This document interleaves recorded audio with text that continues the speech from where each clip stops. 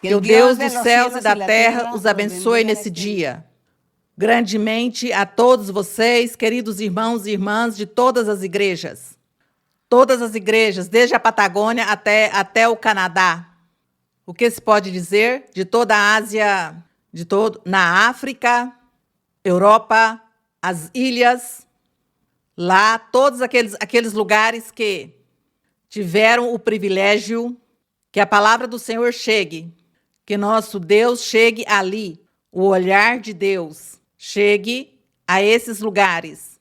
Há muitos lugares, muitas ilhas que se regozijam, algumas, da presença do Senhor, mesmo que seja um grupo pequeno, mas ali onde esteja esse grupo pequeno estará o Senhor, porque Ele o prometeu, dizia, onde tem 2 ou 3 reunidos em meu nome, ali estarei.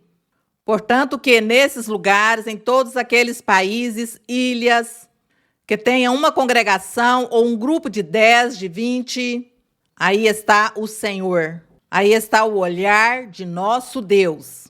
E Deus merece que o louvemos, que o honremos, que o glorifiquemos. Deus merece que nós dediquemos tempo para meditar nele. Dediquemos tempo para ler a Bíblia. Dediquemos tempo de 1 minuto, 2, 3, 5 minutos. E os que possam mais tempo, melhor. E ler a Bíblia e meditar. Como dizia o irmão Carlos Alberto, quando estiverem lendo a Bíblia, falem com Deus. Perguntem a Deus acerca do que estão lendo. Diga ao Senhor, assim como aconteceu a esse personagem, eu também quero. Assim como tu destes bênção a este, eu também quero. Assim como tu fizestes milagres com essas pessoas, eu também quero milagres em minha vida, em minha família. Nosso Deus está em todos os lugares, olhando a humanidade. Que Ele não se manifesta em todos os lugares, mas Ele sim está em todas as partes, vigiando sua criação, seu povo, e observando quem o invocam, quem o buscam, quem crê nele ou quem não. Deus está ali. Quando uma pessoa chega pela primeira vez na igreja, a nossa igreja, o Espírito Santo a alguns lhes diz, eu te ouvi quando tu me pedias lá debaixo de uma árvore, lá na beira do mar, quando tu estavas lá em uma montanha, estavas sozinho e me clamavas e tu dizias que se eu existisse, que então tu te comprometias a fazer isso e aquilo. Recorda que é isso que vi fazendo essas coisas. Então a pessoa se emociona porque diz, isso foi certo? Eu vivi essa experiência em minha juventude e clamei a Deus e pedi a Deus que se Ele existisse, que se manifestasse, que me ajudasse. E então o Senhor, quando muitas pessoas chegam pela primeira vez e recebem profecia, o Senhor lhes fala todos os segredos, lhes fala todas aquelas coisas profundas, secretas que a pessoa tem em seu coração. E Deus lhe diz isso. Como não crer que Deus existe? Como não crer que tem um Deus que nos fez e que Ele está nos vigiando? Então nós não estamos perdendo o tempo. Se o mundo se lembrasse de Deus, o invocasse, deixasse nas mãos dele sempre, não teria tanto sofrimento, tanta dor, não teria tantas guerras, tanta miséria, tanta escassez, não teria tanta infelicidade, tanta falta de paz em muitos, porque Deus estaria dando isso à terra, às pessoas, aos humanos, porque Deus, quando fez o homem, o fez para prover-lhe todas as coisas e fazê-lo feliz. Mas os seres humanos, em sua rebeldia, sua insensatez, sua dureza de coração, sua teimosia, apartaram-se de Deus. E assim, geração após geração, hoje em dia nós também vemos o mesmo. Muitas pessoas insensatas, duras, rebeldes, e outros humildes que amam a Deus, que buscam e creem no Senhor. Entre esse grupo, espero que estejamos todos nós. Portanto, que podem, cada um em seu assento, acomodar-se, preparar seu coração para ler aqui em Lucas 14, que vamos ler hoje, Lucas 14. Ainda que muitas coisas já o lemos em Mateus, tem muitas coisas que estão escritas em Marcos também, mas não é demais, porque eu sei que muitas pessoas recentes, muitas pessoas novas se agregam cada vez ao ensinamento e eles, pois, entram como principiantes.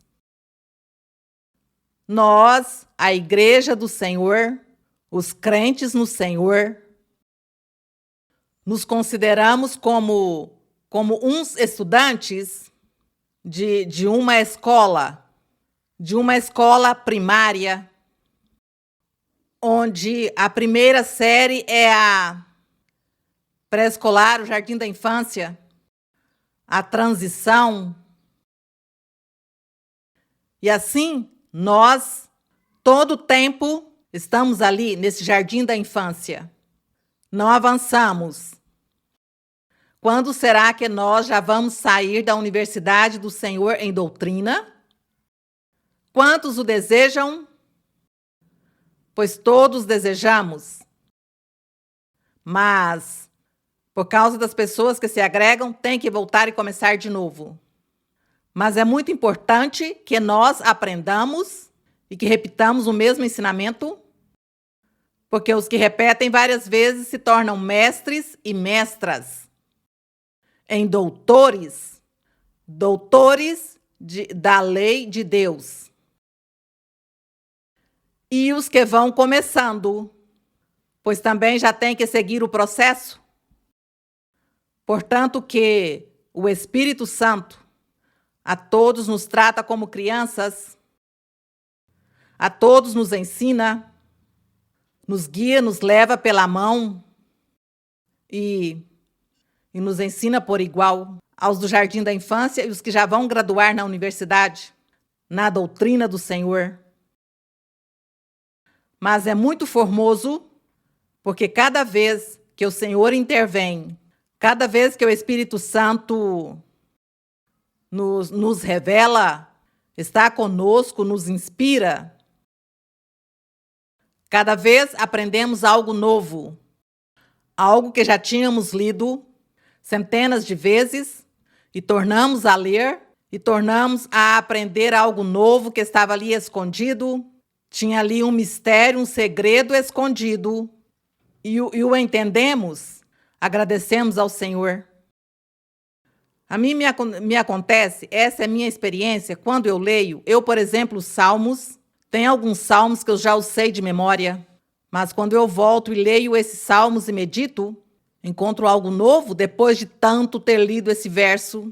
E só agora entendo essa palavra, entendo essa frase, entendo tudo isso tão bonito que o Senhor tinha aqui escondido e realmente isso é a vida real que vivemos, isso é o que Deus faz conosco e nós dizemos, eu não tinha entendido dessa maneira. E aí é onde percebemos que Deus sempre está vivificando este livro, o vivifica, porque tem muitas pessoas que tornam a repetir o mesmo. Hoje eu repito para os que não tinham ouvido. Os que já me ouviram podem tampar os ouvidos. Não. Aprendam. Repito que muitas pessoas e muitas denominações religiosas cristãs já não leem a Bíblia. Sobem em um púlpito e já não leem porque diz que isso tudo está obsoleto. Isso já passou, a Bíblia passou de moda. Já não tem nada o que aprender, já sabem tudo. Dizem, não, é que já sabemos tudo, já lemos tudo, até de memória já sabemos tudo. E começam a falar a Bíblia de memória. E dizem, não tem assunto. Então, falemos da situação do mundo, dos países, falemos de psicologia, falemos de sociologia, relações humanas, falemos de outras teologias, outras filosofias, falemos das notícias da atualidade, das crises governamentais. Bom, falemos disso, porque na Bíblia já não tem assunto. Isso é o que pregam, isso é o que ensinam, como se fossem mais bem uma agência de notícia, em vez de ser um momento onde se toma a palavra de Deus, a Bíblia, para meditar nela, para ler e extrair daquilo que já lemos centenas de vezes, extrair doutrina e extrair tudo o que Deus quer e quis para nós, os humanos. Mas isso não fazem dessa maneira e isso é muito triste. Portanto, que eu convido a todas essas pessoas que se querem triunfar em sua vida espiritual, reconheçam, valorizem a Bíblia como livro do Deus vivo e que a Bíblia, Deus a vivifica cada vez que você a lê. Se você a lê com o coração, Deus começa a vivificar todos os escritos através do Espírito Santo.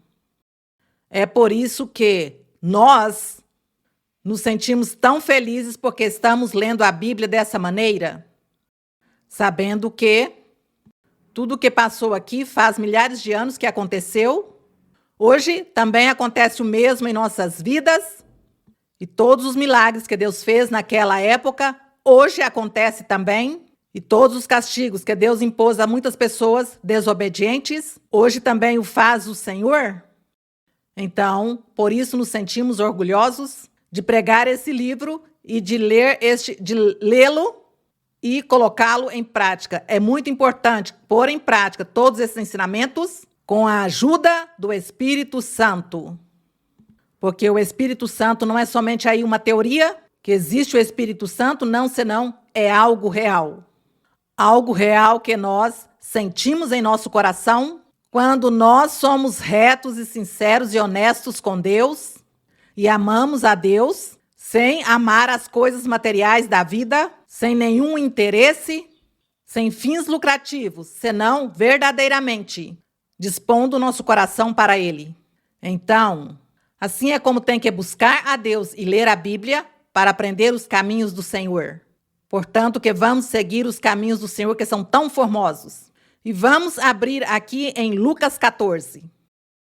Em Lucas 14, que certamente alguns já o sabem de memória. Não precisa ler, porque sabem de memória.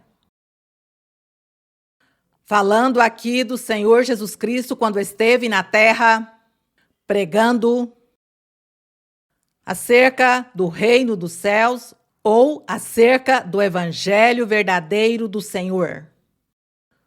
O Senhor esteve aqui na terra pregando, ensinando sobre as boas novas de salvação, o novo método de salvação.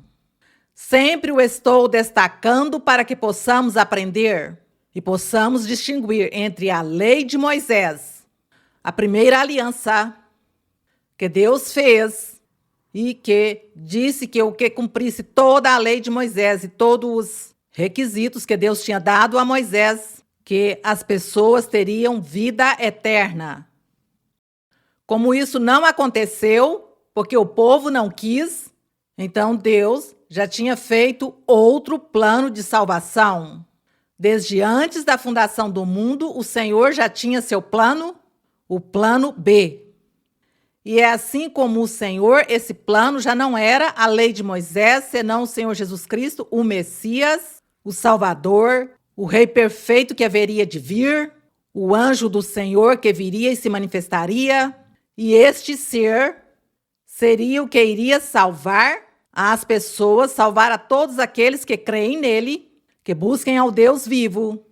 E então, dessa maneira, ele estaria formando a sua igreja. Essa é a aliança que o Senhor Jesus Cristo fez com nosso Deus ali na cruz do Calvário. E é assim que nós hoje nos sentimos orgulhosos do Senhor, porque Ele nos tem demonstrado uma e milhares de vezes que Ele é o Senhor, o Salvador. Que Ele é o único caminho que leva à vida eterna, o único caminho que salva. É nosso Senhor Jesus Cristo. Não há outro. E diz aqui, aconteceu num sábado que, havendo entrado para comer o Senhor Jesus, entrou para comer na casa de um dos principais dos fariseus. Esses observavam atentamente. Recordemos que os fariseus, e eles eram os que interpretavam a lei de Moisés. Eles eram os intérpretes, eram os mestres de Israel. E diz que o Senhor entrou na casa desse principal dos fariseus. Entrou o Senhor para comer. Convidaram-no. No entanto, tinha aí muitos inimigos que se foram atrás dele para criticar o Senhor. Olhar o que fazia, o que dizia, o que era que ia falar, para logo distorcer tudo, para rejeitar tudo, para criticar e condená-lo, para julgá-lo. Diz, e eis que, no verso 2, diante de Jesus estava um homem hidrópico. Diz que hidrópicos são pessoas que sofrem da doença, que têm no corpo acúmulo de líquido. Diz, então Jesus tomou a palavra e se dirigiu aos intérpretes da lei e aos fariseus, dizendo, é lícito ou legal curar no sábado? Lhes fez a pergunta aos mestres que estavam ensinando a lei de Moisés. Mas eles não responderam, diz que se calaram. Eles calaram. Como seria essa forma de saber? E como seria então o que ensinavam? Que é essa pergunta que o Senhor lhes faz, que é uma pergunta muito simples, e eles não foram capazes de responder. Diz que eles se calaram e o Senhor, então, tomando o doente, curou-o e o despediu. Logo se dirige a eles e disse-lhes, quem de vós, se caindo o jumento ou o boi em algum poço, não o tirará imediatamente, mesmo que seja no sábado? Na lei de Moisés estava proibido trabalhar no dia de repouso no sábado. Não se podia fazer nada nesse dia, nem sequer as pessoas podiam preparar a comida. Não podiam.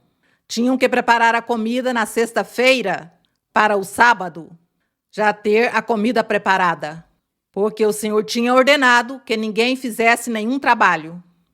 Mas o Senhor aqui está dizendo, mas acontece que nesse dia, no sábado, o jumento ou o boi caiu em um poço, pois imediatamente vão ajudá-lo para tirá-lo do poço, porque vai morrer.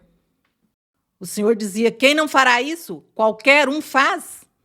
Será pecado ou não será pecado? Será lícito ou não será lícito? Ele perguntava. Mas eles dizem, mas que não lhe podiam responder, e no verso 6 diz, e eles não lhe podiam replicar sobre essas coisas. Bem, como não lhe responde, pois o Senhor, sim, lhes dá a ilustração e lhes diz que uma pessoa que seu jumento ou seu boi cai em algum poço, pois é lógico que tinha que ajudar ao animal tirá-lo dali. Bom, no verso 7 diz que o Senhor estava observando como eles escolhiam os primeiros assentos à mesa. Recordemos que ao Senhor o convidaram para comer na casa desse principal fariseu. E diz que ele estava observando que escolhiam os primeiros assentos à mesa. Referiu aos convidados uma parábola dizendo-lhes, quando fores convidado por alguém para um casamento, não te sentes no primeiro lugar, para que não aconteça que o outro mais digno que tu tenha sido convidado, e vindo o que convidou a ti, e a ele te diga, dá lugar a este, e então tenhas que, envergonhado, ocupar o último lugar? O Senhor lhes diz, melhor, diz, mas quando fores convidado, vai e assenta-te no último lugar, para que quando vier o que te convidou, te diga, amigo, senta-te mais para cima. Então, quer dizer, senta-te aqui nas primeiras cadeiras, nos primeiros lugares da mesa. Então terás glória diante dos que se sentam contigo à mesa. O Senhor estava ensinando aqui, eu creio que como muitas qualidades, como muitas virtudes, como muitos valores, estava lhes ensinando. Entendo eu que aqui estava lhes ensinando. Sejam primeiro o quê? Bom, seja você educado, não é? Seja educado, não seja que, recebendo o convite, imediatamente vai e se senta na cadeira principal da mesa, na cabeceira já da mesa. Não vá se sentar na cabeceira da mesa, porque lá certamente é o lugar do dono da casa. Então, isso que significa? Que seja o quê? Educado e que outra coisa seria?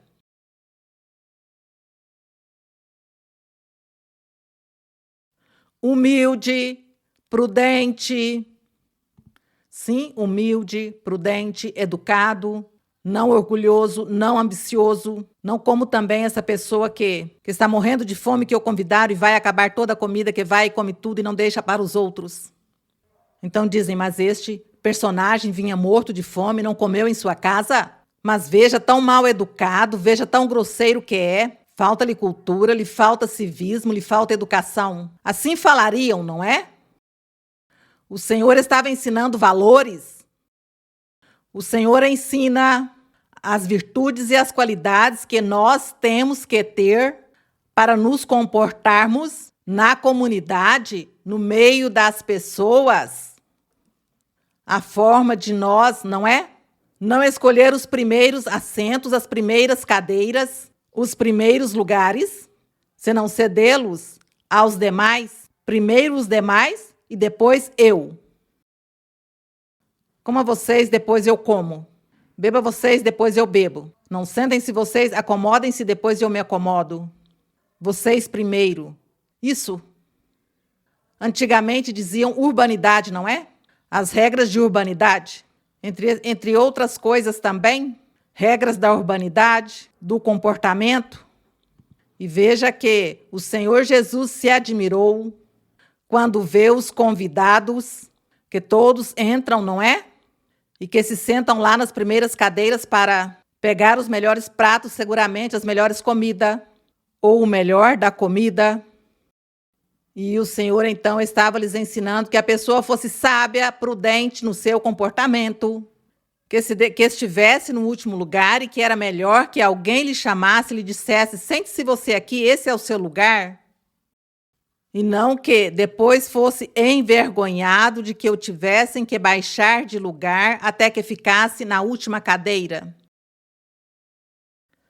Parece simples isso que o Senhor ensinava, mas não é simples, porque nos ensina a nós sempre ceder o lugar para os demais. Primeiro ceder aos demais e depois nós. E não ser glutões nem ambiciosos, não sei o que mais eu diria. Aqui, no entanto, aqui Provérbios o ensina também. O que o Senhor ensinou a eles. Aqui em Provérbios, encontramos em Provérbios 25. Leiamos o que é que diz Provérbios, que é um livro escrito pelo rei Salomão. Em Provérbios 25, 6 e 7.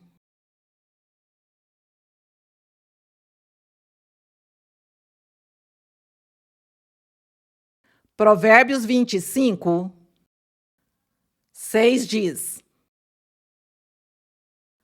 Não te glories diante do rei, nem te ponhas no meio dos grandes,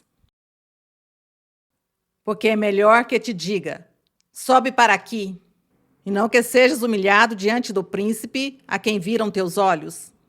Então, aí passaria vergonha. Esse livro dos Provérbios é um livro muito importante também que deve ser lido muitas vezes, porque aí aprendemos muitas regras morais. Aprendemos muitas coisas, muitas maneiras corretas de nos comportarmos na vida diária, na vida cotidiana. E aí o que escreveu o rei Salomão, inspirado pelo Espírito Santo, ele escreveu Salmos, Provérbios, escreveu também Eclesiastes e Cantares.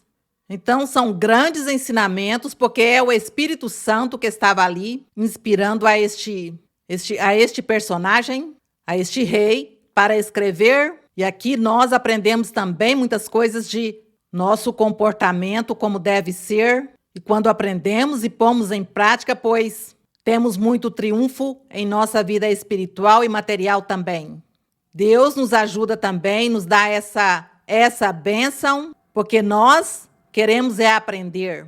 É que realmente a Bíblia é como uma universidade. Na Bíblia se aprende muitas coisas, aprende de tudo. E além disso, temos a ajuda de Deus, a ajuda do Espírito Santo, que ele nos ajuda a entender e a compreender. Seguimos aqui então no verso 11 que diz: porque qualquer um que se enaltece será humilhado, e o que se humilha será enaltecido. Então nos ensina esse ato da humildade, da educação, do respeito pelos demais, ou pelas situações que se nos apresentam. No verso 12, disse também ao que lhe havia convidado: quando fizer um jantar ou ceia, não chames teus amigos, nem teus irmãos, nem teus parentes, nem teus vizinhos ricos, para não acontecer que eles, por sua vez, convidem a ti e já tenha tua recompensa. Então o Senhor estava lhe ensinando o quê? Para ver que bonito é convidar a quem diz: antes, quando fizer banquete, convide os pobres, os mancos, os coxos e os cegos, e serás feliz, porque eles não podem te recompensar, mas tu serás recompensado na ressurreição dos justos. Veja que bênção tão bonita. E olhe este conselho do Senhor, tão bonito também, de ter as pessoas, digamos, considerar aquelas pessoas desamparadas, vulneráveis, pessoas que não têm, pobres não, humildes, simples, e que não têm esse poder, os aflitos, os necessitados.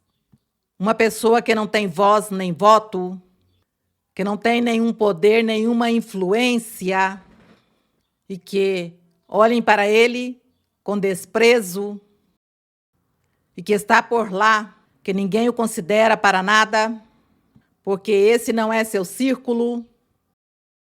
Veja esse ensinamento que o Senhor nos dá, para que nós consideremos as pessoas sem olhar quem é, a que posição pertence, senão mais bem olhando sua necessidade e olhando que essa pessoa nunca pôde desfrutar de uma boa comida, nunca pôde desfrutar de uma sobremesa. E aí então o Senhor ensinando: quando faças este banquete, convide a essas pessoas, aqueles que não podem te devolver o favor ou o convite, senão o que não pode. Isso tem melhor mérito. Isso é algo que Deus vai abençoar, vai premiar. Como dar um presente a uma pessoa quando vem, por exemplo, as trocas de presentes. Então, um rei de um país vai visitar a outro rei de outro país. Então, esse rei leva um presente muito valioso ao rei. E o outro, por sua vez, lhe tem também um presente. E então começa uma competição de presentes que se cruzam os presentes ali. Você me deu, eu também te dou. Então o Senhor diz: isso não tem graça, isso? Melhor dar ao que não pode te devolver. Porque veja que isso também pode se tornar até uma ofensa. Porque se uma pessoa rica dá um presente ao outro e ao outro também não lhe devolve um, em algum momento o presente então vai chamá-lo de quê? De que, como é esse personagem, eu lhe dei um presente e ele a mim não me deu presente. Ele deveria ter me dado um presente também. Então o Senhor diz: não faça isso.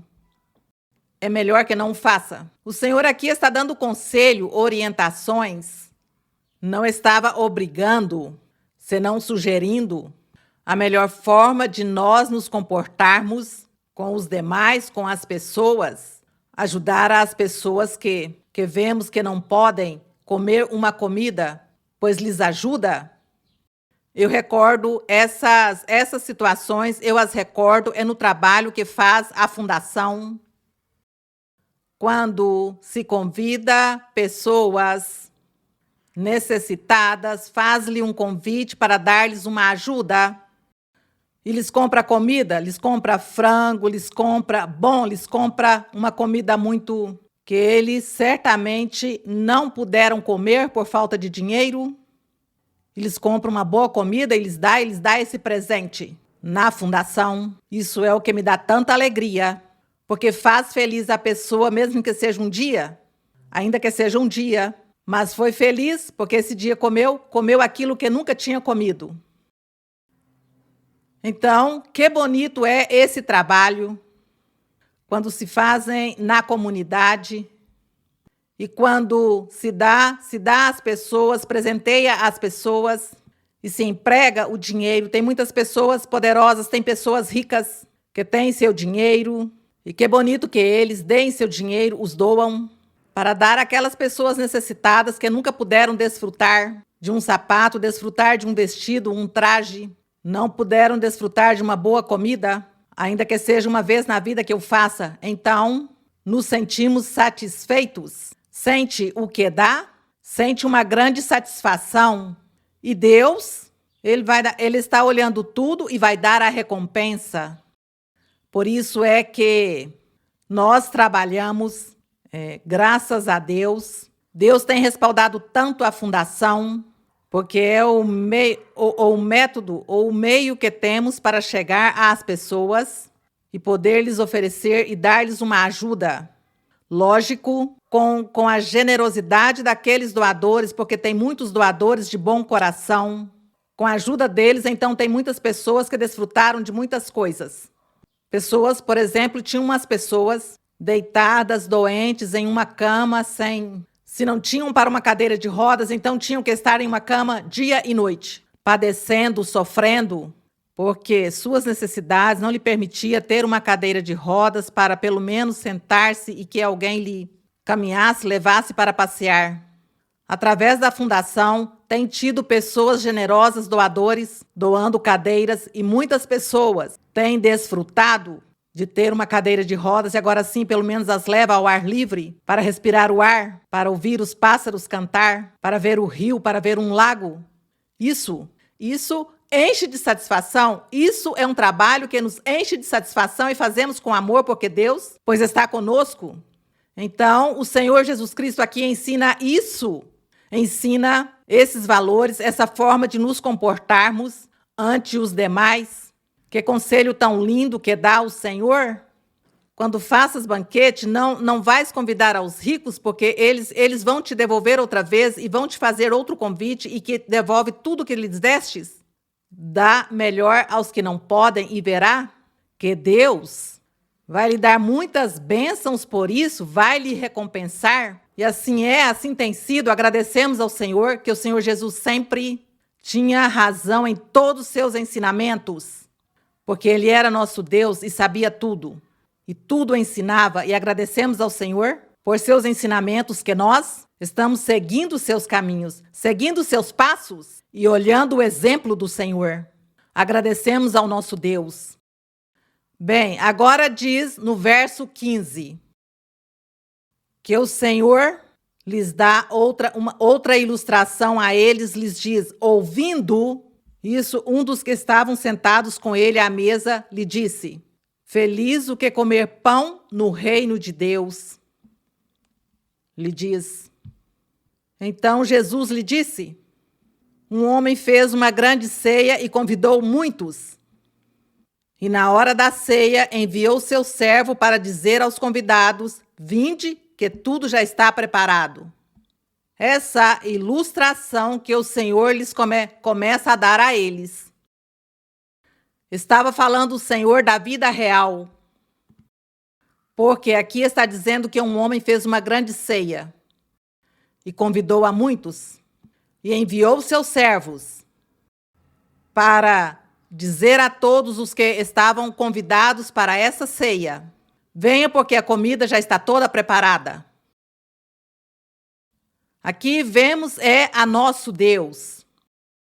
Nosso Deus, quando preparou a salvação, a vida eterna, a felicidade eterna, a preparou para o ser humano e começa a enviar a seus servos, que são os profetas, para que fale às pessoas e as convide para que cumpram os mandamentos de Deus, obedeçam a Deus e venha, porque Deus tem para vocês uma grande bênção. Tem a salvação eterna. E no verso 18 continua a ilustração. E todos começaram a se excusar. O primeiro lhe disse: comprei um campo e necessito ir vê-lo. Rogo-te que me desculpes, eu não vou a essa ceia. Outro disse: comprei 5 juntas de bois e vou experimentá-las. Rogo-te que me desculpes, não posso participar. Outro: acabo de me casar e por isso não posso ir.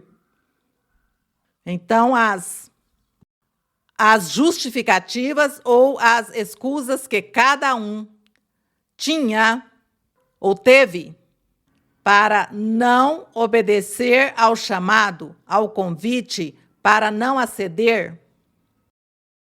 Eles diziam: não, eu primeiro, como um jovem uma vez que chegou à igreja e disse: tudo é muito bonito, eu gosto da igreja, eu sei que aqui Deus fala, se manifesta, é muito bonito, eu gosto, mas é que eu sou muito jovem, então eu quero primeiro desfrutar o mundo. Eu estarei no mundo e vou desfrutá-lo, e depois que eu já tenha certa idade, porque como eu estou tão jovem, já depois que eu tenha por aí uns 45 ou 50 anos, então eu já venho à igreja e me converto e sigo os caminhos de Deus. Então, essa pessoa está aqui dizendo o mesmo, quando um diz que comprou um campo e o outro que acabava de casar e o outro que... Então, que eles primeiro tinham que viver sua vida. O que comprou o campo diz: não, então eu primeiro tenho que desfrutar desse campo, estar aí, olhando tudo o que concerne, de semear, dos animais. E bom, e o outro, pois, as juntas de bois, então eu vou experimentá-las, vou desfrutá-las primeiro, quando já deixe de trabalhar com as juntas de bois, então eu creio que sim. E o outro sim é que eu acabo de me casar, além disso, vou desfrutar do meu casamento, vou viajar para conhecer, enfim. Assim que eu não posso seguir o caminho do Senhor, vou esperar o tempo mais bem. Quando já tem alguns anos que eu já tenha desfrutado, então aí sim já vou à igreja, me converto a Deus. Isso é o que acontece na vida dos seres. E diz no verso 21, para ver o que foi que aconteceu, diz: regressou o servo e fez seu senhor saber dessas coisas. Então, indignado, o pai de família disse a seu servo: sai imediatamente pelas praças e as ruas da cidade e traze aqui os pobres, os mancos, os coxos e os cegos. E disse o servo: Senhor, está feito como mandaste, e ainda há lugar. Disse o Senhor: bom, então sim, vemos como o Senhor. Aos que tinha convidado, como todos rejeitaram, disseram que ainda não era o tempo, que eles teriam que desfrutar já de muitas coisas para seguir ao convite. Então o Senhor lhe disse: então busque todos aqueles que, coxos, mancos, cegos, traga-os, e ele sim não terá nenhuma justificativa, eles não terão escusas, eles vão aceitar rápido, eles sim são os que desfrutarão da bênção. E ele lhe disse: tem muitos lugares, já fizemos como mandaste e ainda tem lugar, tem espaço. Disse o Senhor: sai pelos caminhos e atalhos e obriga a todos a entrar para que a minha casa se encha. Porque vos digo que nenhum daqueles homens que foram convidados provará minha ceia. Nenhum vai desfrutar de minhas bênçãos. Vão desfrutar de minhas bênçãos os humildes, os pobres, os simples, aqueles que não iam se envolver na vida com os negócios da vida, com os compromissos da vida, que não se envolve com o dinheiro, com a sociedade, com os compromissos ou os convites ou as viagens ou as reuniões sociais, que não iam se envergonhar, eles não se envergonhavam porque não tinha essas coisas que os impedissem. E então o homem do mundo, do dinheiro, que se lhe faz o convite, ele diz: não, eu não preciso, eu tenho tudo. Eu não preciso buscar a Deus, porque eu sou rico e eu tudo consigo com o dinheiro. Com o dinheiro eu consigo tudo o que eu quero. Então, para que eu vou buscar a Deus? Para que me serve?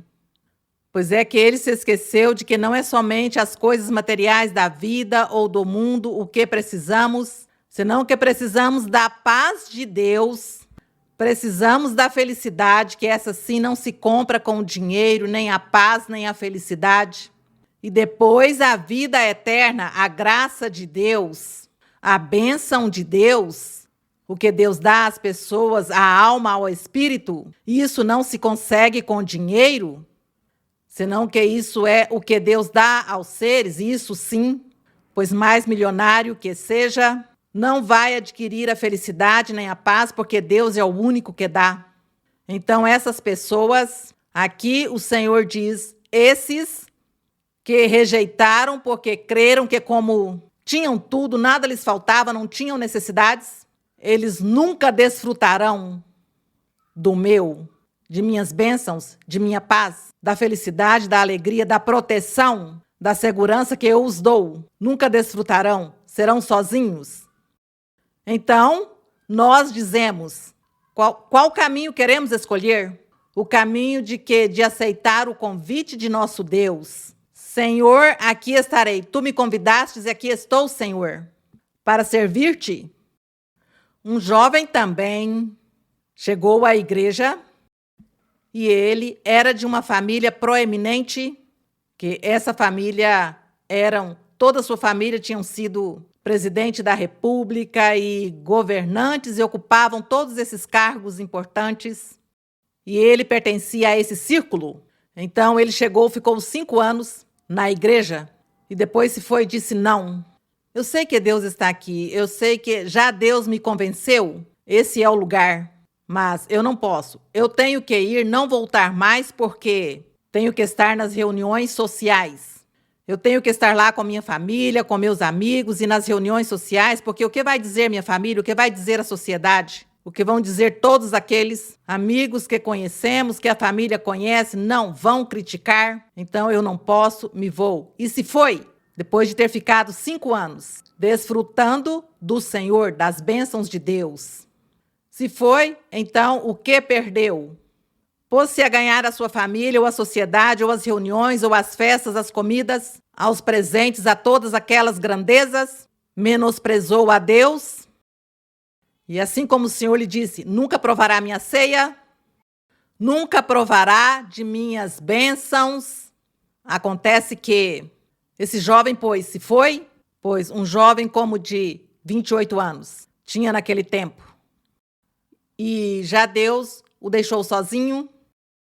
E o que aconteceu? Que com o tempo, indo por lá em um lugar, então, fizeram um ataque, um sequestro. E essa pessoa, a ele o mataram, morreu muito jovem. Não teve a vida para desfrutar a vida social, todas aquelas coisas que o mundo lhe mostrava, porque menosprezou o convite do Senhor, menosprezou estar nessa ceia com o Senhor, menosprezou o de Deus. Portanto, que estas coisas, tudo isso é verdade, isso se vive, e isso é algo em que nós temos que meditar e ser inteligentes e ser sábios de aceitar e receber o do Senhor, o que vem da parte de Deus. Primeiro nosso Deus, que as coisas do mundo, porque tudo do mundo é passageiro, e Deus realmente é o que nos dá, o que precisamos, o que o ser precisa, porque o ser precisa da paz, da felicidade, que é o importante. A saúde mental, a saúde da alma, isso é o que é primeiro. E já depois, todas as demais coisas materiais da vida, Deus as dá por acréscimo, quando Ele quer. Bom, agradecemos ao nosso Deus, agradecemos ao Senhor e louvamos ao nosso Deus, damos louvor ao Rei. Aqui no verso 25 diz, grandes multidões iam com ele e voltando-se disse-lhes, diz que grandes multidões iam atrás do Senhor para ouvi-lo, para receber milagres, sinais, e os outros para criticá-lo, para julgá-lo. Bom, O 26, se alguém vem a mim, diz o Senhor, que ao ver toda essa multidão lhes falou. Se alguém vem a mim e não aborrece a seu pai, mãe, mulher, filhos. Veja, esse verso tem sido tão mal interpretado entre as religiões cristãs. E torno a lê-lo. Se alguém vem a mim e não aborrece a seu pai, mãe, mulher, filhos, irmãos e irmãs, e ainda sua própria vida, não pode ser meu discípulo. Alguém diz, sim, eu li muitas vezes. Eu creio que aqui vocês muitas vezes o leram. Sim, o temos lido. E assim diz a Bíblia. Que tem que deixar pai, mãe, mulher, filhos, irmãs, e seguir ao Senhor já. Mas acontece que não é isso. Isso não é porque se é assim literal, o tomamos, é um verso muito difícil. Alguém vai dizer, mas Senhor, como vamos fazer isso? Como? Como eu vou deixar ao meu pai? Como vou renunciar? Como vou renunciar até aos meus filhos e a meu esposo, esposa, tudo, Senhor, não. Diz ainda sua própria vida. Diz, não pode ser meu discípulo. Então, Senhor, não é que tem que aborrecer a família? Não tem que se afastar da família? Quando vocês chegam pela primeira vez à igreja do Senhor e ouvem profecia, Deus lhes fala, os muda, Deus os convence. A pessoa começa a transformar-se nesse momento, a pessoa começa a mudar, a crer no Senhor, então segue buscando a Deus, segue na igreja. Então, quando diz que se não deixa pai e mãe, o que é? Um exemplo. Se alguém, seu pai e sua mãe fica sabendo que você está vindo à igreja, então sua mãe e seu pai se opõem, porque alguns são muito fanáticos da religião. Então eles com suas religiões idolátricas, tradicionais, então ameaçam a esse filho ou a essa filha e lhe diz, se você continua indo a essa igreja, esqueça que tem pai e mãe. Não venha mais aqui em minha casa e não volte a nos dizer pai e mãe, porque não o aceitamos. Bom, este filho ou filha tem que pensar muito bem, ser sábio ou sábia e falar ao pai e à mãe, se já são maiores de idade, não tem problema. Não tem problema, pai e mãe. Eu conheci o caminho de Deus. Conheci e esta é a verdade. Eu gostei e quero seguir este caminho. Vocês se opõem, me expulsam aqui de sua casa. Eu me irei. Mas eu estarei atento a vocês, estarei orando por vocês e pedindo a Deus por vocês.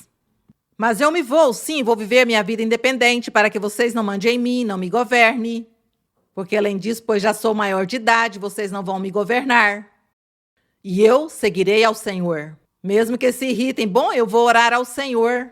E vou esperar o tempo para ver até quando vocês viverão indignados comigo, porque eu sei que Deus algum dia vai fazer um milagre, e então a indignação de vocês se acabará. Mas vou ser prudente e vou me afastar. Isso é o que se chama aborrecer ao pai e à mãe por causa do Senhor. Aborrecer mulher e filho, irmãos e irmãs é o mesmo? Então alguma esposa.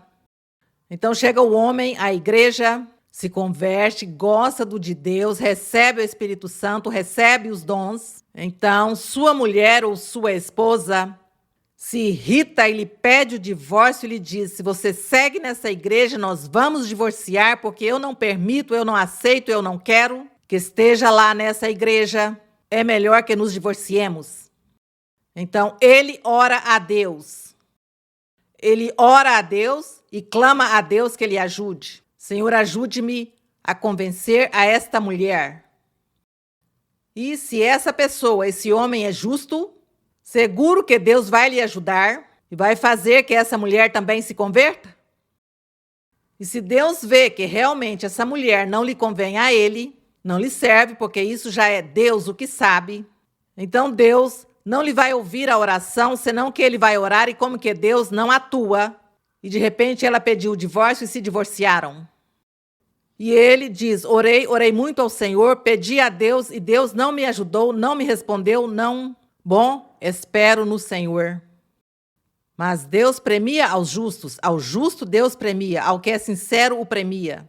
Então, se o Senhor vê que ele é justo, mas a mulher realmente é uma pessoa, doente mental, que realmente não raciocina, que não muda e que o Senhor vê que não convém, pois seguro não se lá dá, e o Senhor faz algo e a ele lhe dará o melhor. Ou o Senhor muda a ela, muda-lhe também, para que lhe devolva outra mulher nova a esse homem. Deus faz muitos milagres, mas a intenção que ele teve foi de dizer-lhe: está bem, se você quer divorciar pelo do Senhor, faça o que queira, porque eu não vou deixar de ir à igreja, não vou renunciar para te agradar. Então você pede o divórcio, porque eu não renuncio. Então Deus viu a atitude, mas é que como Deus vê que a atitude da pessoa seja sincera, não é? Porque se uma pessoa que não é sincera, senão o que quer é como sair de um problema. Vou aproveitar essa oportunidade para sair desse problema, vou me separar. Não. Deus conhece os corações e Deus premia realmente ao que é justo e tem a razão. Estamos falando assim, dessa maneira, de que tem a razão do que é justo, ganha o coração de Deus. Estamos falando dessas pessoas. E então muitas pessoas, de irmãos e irmãs que não os cumprimenta mais, diz: não torne me cumprimentar, não volte à minha casa, não venha mais aqui porque você mudou de religião, não sei o quê. Então a outra pessoa se vai e se afasta, mas está orando e pedindo a Deus misericórdia para que algum dia o Senhor tenha misericórdia, e então eles também venham à igreja e conheçam o de Deus. Mas, entretanto, esse crente ou essa crente demonstrou a Deus que Deus estava primeiro que sua família. É isso. Deus estava primeiro que sua família. Meu testemunho, por exemplo, quando eu conheci o do Senhor, eu fui ao povoado e falei aos meus pais. E lhes falei que eu tinha mudado de religião e que agora isso era assim, assim, assado. E então até orei por eles e lhes impus mãos. E eles creram nesse momento. E como creram, pois eu feliz. Eu feliz porque creram. E que formosura, que felicidade. Mas teve certos familiares meus, como uns primos ou primas por lá, primos, esses parentes, que assim todos se indignaram. Isso não me interessa, que meus primos e minhas primas tenham se indignado comigo. Não me interessa, porque eu não vivo deles. Nem eles me mantêm, nem pagam meu aluguel, nem me vestem, nem me dão de comer. Não me preocupo. Lá eles seguem na sua vida, no seu mundo. Se não querem me cumprimentar, não tem problema. Isso eu fiz e eu feliz porque meus pais sim aceitaram e meus outros irmãos. Bom, eu agradeço a Deus porque não é todo mundo que tem essa sorte. Bom, o que acontece hoje em dia, depois com esse restante de família, hoje em dia toda essa família estão na igreja. Os que me rejeitaram naquele tempo, hoje todos estão na igreja. Como será que eu já estou cansada de ter tanta família na igreja? Porque imagina que todos querem que eu os atenda porque somos família. E eu não tenho tempo porque tenho que também atender a todos os irmãos. Então lhes digo: ai, vocês, minha família, já me têm cansada. Lhes digo assim, como uma brincadeira, porque é que tem um montão de família na igreja. Se tem algum evento, então todos querem que lhes convide. Então vai metade do salão para a família.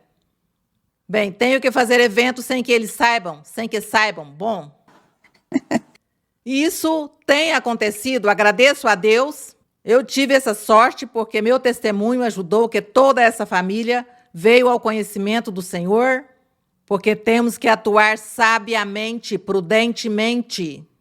E assim que o feito de aborrecer o pai ou a mãe é afastar-se com cautela, mas orar e pedir a Deus para que Deus faça o milagre e converta essas pessoas, mudem e algum dia venha à igreja.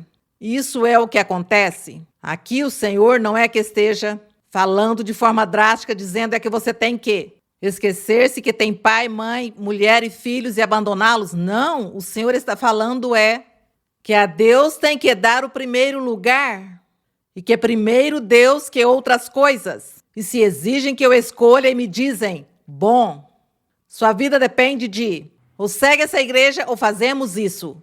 Pois segue a esse Deus ou faz o que nós queremos. Sigo a Deus. Então vocês fazem o que queiram comigo porque eu sigo a Deus. É isso. Isso foi o que o Senhor quis ensinar nesse verso. Mas eu lhes conto que algumas congregações, que algumas religiões cristãs que dizem que leem a Bíblia, nos ensinava Inclusive, a mim me chegaram a ensinar quando eu recém cheguei à igreja evangélica, porque eu cheguei a uma igreja evangélica pentecostal.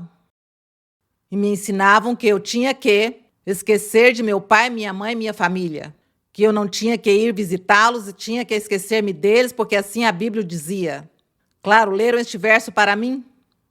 Então eu disse, não, eu não vou fazer isso.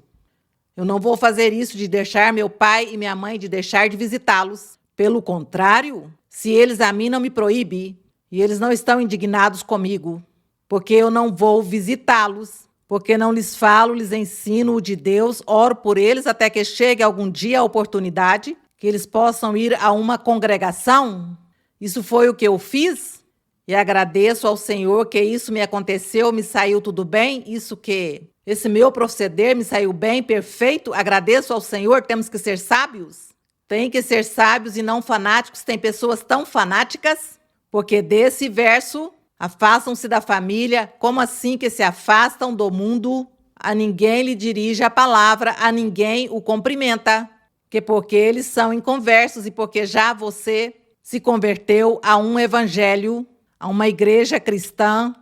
Então já você se tornou tão fanático que já não olha para eles. Então você como faz para ganhar almas para Deus? Para ganhar almas para Deus, temos que falar com todas as pessoas, socializar com todas as pessoas e falar-lhes e demonstrar-lhes amor, carinho, respeito, valor, valorizar as pessoas, respeitar as pessoas, e assim dessa maneira eu vou conquistá-los. E posso convidá-los à igreja e eles vão aceitar meu convite? Pelo meu comportamento, então esse verso tem sido muito mal interpretado. Que o diabo não venha a usar as pessoas fanáticas e mal interpretar os versos e tirá-los da igreja e destruir a vida espiritual só por capricho. Que o diabo não faça isso. E nós aqui lhe pomos sabedoria, porque Deus nos deu sabedoria para compreender esses escritos sabiamente. Agradecemos ao Senhor que Deus nos abriu os olhos e não há fanatismo, senão ao contrário. Amamos muito as pessoas que não conhecem a Deus, os amamos, porque algum dia esperamos que eles também estejam conosco. E no verso 27, espero que tenha ficado claro esse verso 26. Os irmãos daqui me dizem que sim, não sei vocês, não é? Bom, lá vocês olhem, se não, vejam outra vez o ensinamento ou leem o verso. E o que não leva sua cruz, diz, e vem após mim, não pode ser meu discípulo. Levar a cruz do Senhor é que, no caminho do Senhor, tem que viver tribulações, dificuldades, dias maus. Vêm as calúnias, vêm as fofocas, as conversas, as críticas, os insultos, as iras, vem muitas coisas, acidentes, doenças, a morte de seres queridos, a escassez de dinheiro, não tem para pagar o aluguel, não tem para pagar a dívida, não tem para comer. Quem sabe vem todos esses momentos em algum dia da vida, por casualidade, vem essa situação. Então você diz, não, eu já não volto mais a essa igreja, porque estou sem trabalho, não volto a essa igreja. O outro, não, eu não volto mais a essa igreja porque eu tenho muitas dívidas, é que Deus não me ajuda para pagar as dívidas. Não, veio a doença, não, morreu o ser querido. Não, eu não volto mais a essa igreja porque morreu o meu vozinho. Eu não queria que meu vozinho morresse e morreu, então eu não volto mais à igreja. Procuram qualquer pretexto para dizer não volto à igreja. Isso é o que significa o que não leva sua cruz. Quer dizer, o que não leva sofrimento, tribulação, angústia, e o suporta, e vem após o Senhor, diz não é digno do Senhor, não é discípulo do Senhor. Que nós temos que sofrer as tribulações e os dias maus e seguir em frente, ser valentes, fortes e seguir, confiando no Senhor, crendo, orando, pedindo a Ele até que Deus nos responda. Não podemos desmaiar na metade do caminho, não podemos voltarmos atrás. Isso, se não seguir em frente e sermos valentes. Isso é o que significa que aquele que não leva sua cruz e vem após o Senhor não é digno dele. Então nós temos que aprender a enfrentar todas as situações da vida, porque não pelo fato de termos convertido e sermos filhos de Deus ou crentes do Senhor, pois tudo vai ser perfeito, não. Tudo será perfeito lá na vida eterna. Mas aqui tem que viver dificuldades, momentos difíceis, porque temos um inimigo que é quem gera tudo isso contra nós, para que desmaiemos, para que voltemos atrás, desanimemos e não sigamos ao Senhor. Então, sabedoria antes de tudo, e poder e força de Deus em nós para enfrentar o inimigo e seguir em frente. E no verso 28, pois quem de vós, querendo edificar uma torre, não se senta primeiro e calcula os gastos para ver se tem o que necessita para acabá-la? Não seja que depois que tenha posto o alicerce e não possa acabá-la, todos os que vejam comecem a zombar dele, dizendo: este homem começou a edificar e não pôde acabar. Claro, começou na igreja, e quando começou na igreja, começou a evangelizar a todos os vizinhos, a toda a família, assim foi de casa em casa, falando a todos, e fale a todos, e bom, fala e jura de que é um verdadeiro cristão, um crente que conheceu uma igreja, e agora estava de pregador, e nas ruas começa a pregar, e nos ônibus, nos meios de transporte, trem, onde seja, pregando a todo momento a palavra.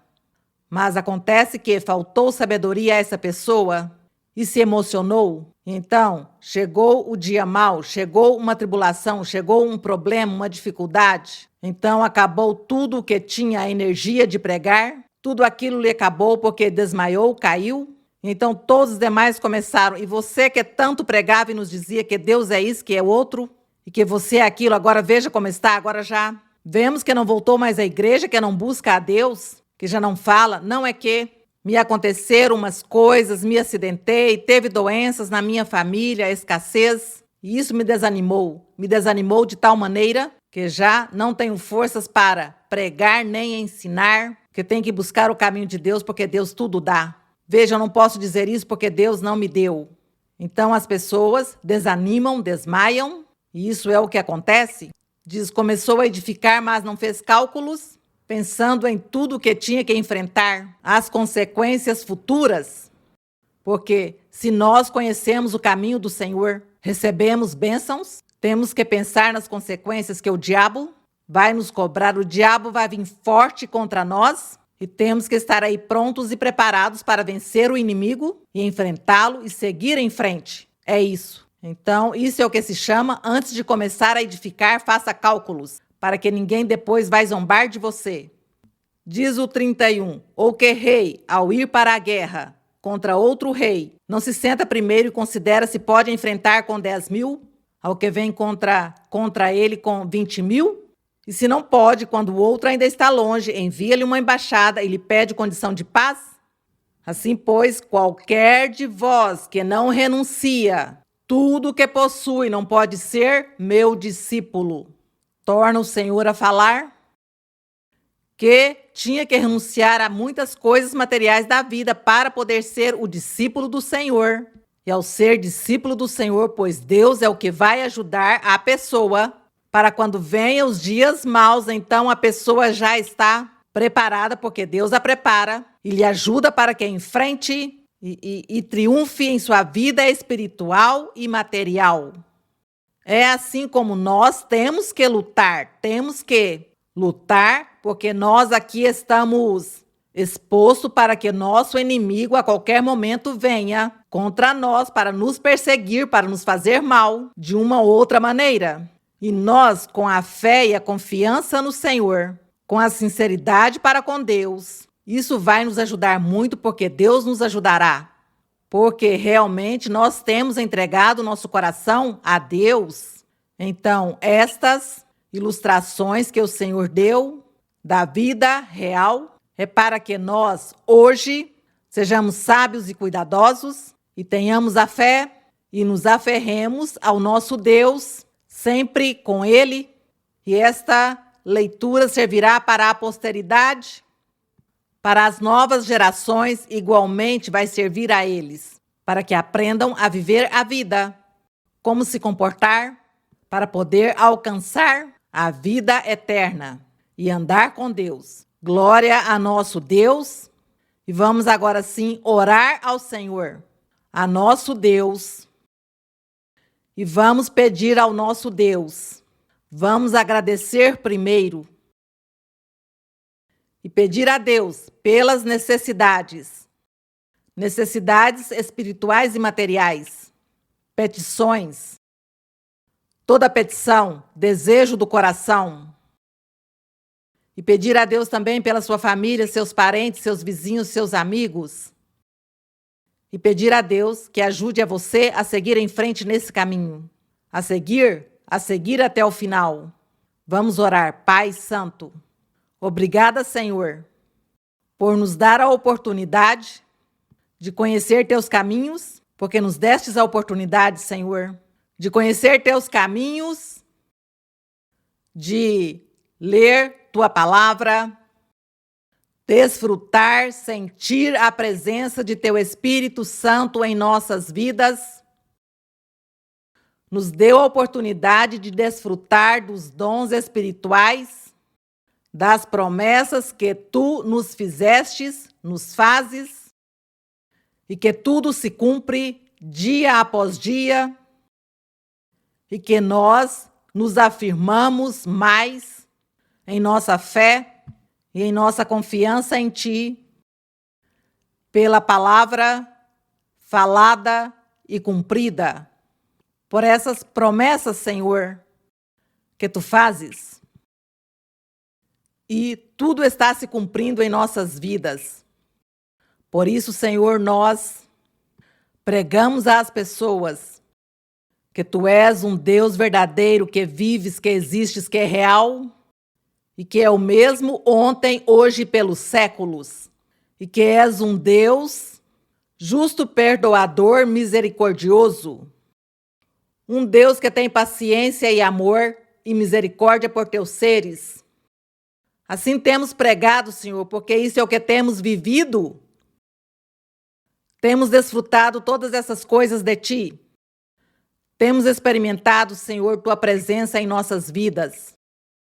Temos visto os sinais e os milagres que fez em muitos. E aqueles que ainda não receberam esse benefício, Senhor, te pedimos, Pai Santo, te pedimos que estendas tua mão que cura. Tua mão poderosa, milagrosa, e cures e libertes. Corta toda a enfermidade, toda a doença. Tem diversidades de doenças e tu as conhece. Limpa cada um, Senhor. Tira, Senhor, as manchas da alma, do coração. Purifica a tua igreja, a tua congregação. Converte os corações de muitos. E também suaviza os corações rebeldes, duros, incrédulos, para que eles creiam em ti, para que eles se dobrem e creiam em ti, te busquem e te louvem. Pai Santo, no nome glorioso de Jesus Cristo, teu Filho amado, te pedimos também que libertes aquelas pessoas que sofrem de bruxarias, feitiçarias, que têm espíritos imundos que as possuem e não lhes deixam ter paz nem felicidade. Liberta, Senhor, a todas essas pessoas e limpas cada uma, Senhor. Repreende a todos esses espíritos imundos e tiras toda a maldição, porque tu és o único que podes fazer essas coisas, Senhor. Nós temos o conhecimento, mas não temos esse poder suficiente para que todos fiquem libertados. Só tua palavra, Senhor, teu amor, tua misericórdia.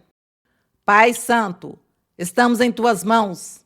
Limpa-nos e liberta-nos. Abençoa-nos a todos, Senhor. Abençoa a todos os irmãos, a todas as igrejas, a todas aquelas pessoas que veem esse ensinamento, que ouvem essa oração. Ensina-lhes a orar.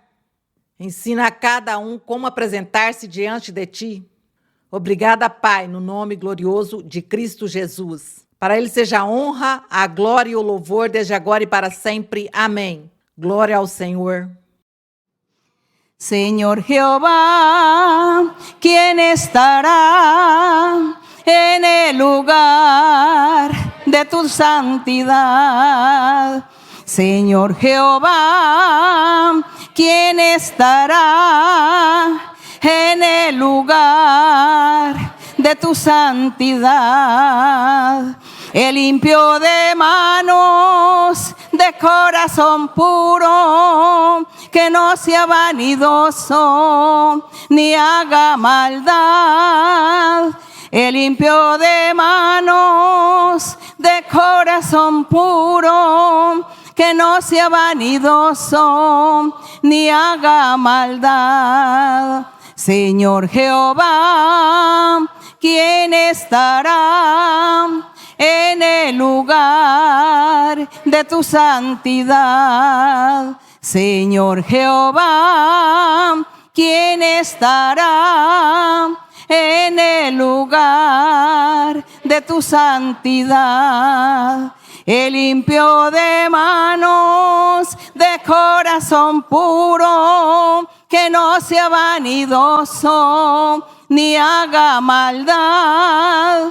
El limpio de manos, de corazón puro, que no sea vanidoso ni haga maldad. Glória ao nosso Deus, agradecemos ao Senhor. Que meu Deus abençoe a todos vocês. Um forte abraço para todos.